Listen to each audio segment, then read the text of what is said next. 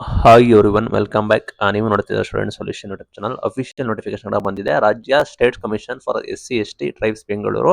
ಇಲ್ಲಿ ಏನಂದ್ರೆ ನೇಮಕಾತಿ ಕುರಿತು ಬಂದಿದೆ ಗುಡ್ ನ್ಯೂಸ್. ಇಲ್ಲಿ ಏನಾಗತ್ತಂದ್ರೆ ಇದು ಬಂದ್ಬಿಟ್ಟು ಆಯುಕ್ತರು ಶಾಲಾ ಶಿಕ್ಷಣ ಇಲಾಖೆ ನೃಪತಂಗ ರಸ್ತೆ ಬೆಂಗಳೂರು ಆಯ್ತಾ. ಇದು ಬಂದ್ಬಿಟ್ಟು ವಿಷಯ ನೋಡೋದಾದ್ರೆ ಶಾಲಾ ಶಿಕ್ಷಣ ಇಲಾಖೆಯ ಸರ್ಕಾರಿ ಪ್ರೌಢಶಾಲೆ ಮತ್ತು ಪ್ರಾಥಮಿಕ ಶಾಲೆಗಳಲ್ಲಿ ನೇರ ನೇಮಕಾತಿ ಮತ್ತು ಮುಂಬಡ್ತಿ ಬ್ಯಾಕ್ಲಾಗ್ ಹುದ್ದೆಗಳ ಗುರುತಿಸಿ ಭರ್ತಿ ಮಾಡುವ ಬಗ್ಗೆ ಅಫಿಷಿಯಲ್ ಆಗಿ SC ST ಕಮಿಷನ್ ಮಾಹಿತಿ ಕೊಟ್ಟಿದ್ದಾರೆ.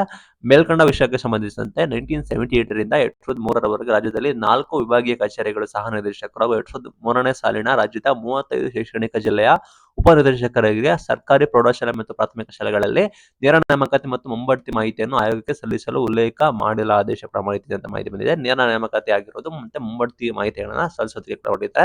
ಅದರಂತೆ ಶಿರಸಿ, ಉಡುಪಿ, ರಾಮನಗರ, ಬೀದರ್ ಶೈಕ್ಷಣಿಕ ಜಿಲ್ಲೆಗಳಲ್ಲಿ ಕೂಡ ಮಾಹಿತಿ ಕೂಡ ಬಂದಿರುತ್ತಂತೆ. ಅಂಡ್ ಈಗಾಗಲೇ 10 ತಿಂಗಳಾಗಿರ್ತದೆ. ಬಟ್ ಸರ್ಕಾರ ವರದಿ ಕೂಡ ಕೇಳ್ತಾ ಇದೆ. ಬಿಕಾಸ್ ಯಾಕೆ ವರದಿ ಕೇಳ್ತಾ ಇದೆ ಅಂದ್ರೆ ನಮಗೆ ಗೊತ್ತಿರೋ ನೇಮಕಾತಿ ಪ್ರಕ್ರಿಯೆ ಕೂಡ ಇನ್ನೇನು ಮಾಡಬೇಕು. ಆ ನಿಟ್ಟಿನಲ್ಲಿ ಸರ್ಕಾರದಿಂದ ಮಹತ್ವದ ಆದೇಶ ಕೂಡ ಮಾಡಿದೆ ಆಯ್ತಾ. ಪ್ರೌಢಶಾಲೆಯಲ್ಲಿ ಮತ್ತೆ ನೇರ ನೇಮಕಾತಿ ಮತ್ತೆ ಬ್ಯಾಕ್ಲಾಗ್ ಹುದ್ದೆಗಳ ಭರ್ತಿ ಮಾಡೋದಕ್ಕೆ ಕೂಡ ಮಾಹಿತಿ ಬಂದಿದೆ. ಅಂದ್ರೆ ರಾಜ್ಯ ಸರ್ಕಾರ ಆದೇಶಗಳ ಹೊರಡಿಸಿದೆ ಆಯ್ತಾ.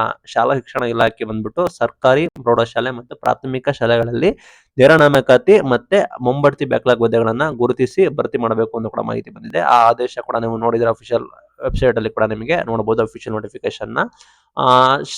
State commission for SC ST category ಅವರು ಕೂಡ SC ST ಡಿಪಾರ್ಟ್ಮೆಂಟ್ ಅವರು ಕೊಟ್ಟಿದ್ದಾರೆ. ಇಲ್ಲಿ ನೇಮಕಾತಿನ ಭರ್ತಿ ಕೂಡ ಮಾಡಬೇಕು. ಬ್ಯಾಕ್ಲಾಗ್ ಹುದ್ದೆಗಳ ಕೂಡ ಬಗ್ಗೆ ಮಾಹಿತಿ ಕೊಡಬೇಕು ಅಂತ ಕೂಡ ಮಾಹಿತಿ ಕೊಟ್ಟಿದ್ದಾರೆ. ಇಲ್ಲಿ ಯಾವ್ಯಾವ ಜಿಲ್ಲೆಗಳು ಬರ್ತವೆ, ಇನ್ನು ಯಾವ್ದು ಜಿಲ್ಲೆಗಳು ಕೂಡ ಮಾಹಿತಿ ಕೊಟ್ಟಿಲ್ಲ ಅಂತ ಮಾಹಿತಿ ಕೊಟ್ಟಿದ್ದಾರೆ.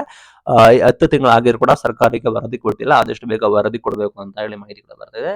ಇದನ್ನು ನೋಡಿದ್ರೆ ಶೀಘ್ರದಲ್ಲೇ ನೇಮಕಾತಿ ಆಗ್ಬಹುದು ಅಂತ ಮಾಹಿತಿ ಬರ್ತಾ ಇದೆ. ಈ ನೋಟಿಫಿಕೇಶನ್ ನೋಡಿ ನಿಮಗೆ ಅನಿಸುತ್ತೆ ಅಂತ ಹೇಳಿ ಕಮೆಂಟ್ ಮೂಲಕ ತಿಳಿಸಿ. Thank you.